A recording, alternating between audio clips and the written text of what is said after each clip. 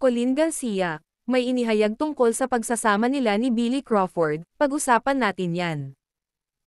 Pero bago ang lahat, kung di ka pa nakasubscribe sa ating channel ay huwag kalimutan mag-subscribe para lagi kang updated sa latest chika. Bagaman may pagkakataon na muntik na silang maghiwalay, sinabi ni Colleen Garcia na naayos nila ni Billy Crawford ang kanilang problema kaya magkasama pa rin sila hanggang ngayon. Never kaming nag-break.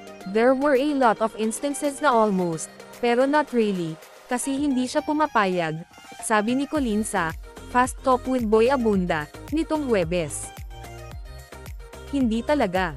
Sabi niya no, we'll fix this. Ipinaglalaban niya talaga always yung relationship, pagpapatuloy ni Colleen. Paglilinaw naman ni Colleen, may mga pakiramdam na pasuko na siya hindi dahil sa may nagawa si Billy, kundi dahil, napapagod ako. Tinanong ni Tito Boy kung nangyayari ito maging ngayong mag-asawa na silang dalawa. Kasi, I think ganoon lang kasi talaga ako Tito Boy, natatawa sabi ni Colleen. Ganoon lang talaga ako kalala. Ayoko na, tapos na ako. Palagi akong ganon. Ngunit para kay Colleen, si Billy ang kanyang kabaligtaran na hindi sumusuko. It took being with somebody who's the opposite, who taught me the value of commitment talaga.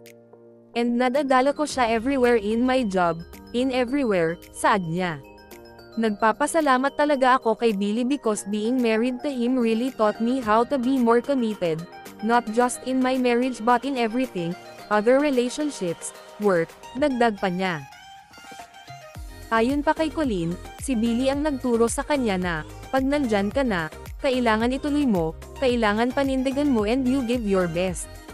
Sa amin kasi talaga, he really makes such an effort to always fix what's wrong, sabi niya. Kaya para sa mag-asawa, ang pagsuko ay, not on the table. Ikinasal sina Billy at Colleen noong Abril taong 2018 sa Balesin. Isinilang ni Colleen ang anak nilang si Amari noong 2020. Anong masasabi nyo sa ating chismis ngayon? Mag-comment na at subscribe para updated ka sa latest chika na gaya nito. Maraming salamat po.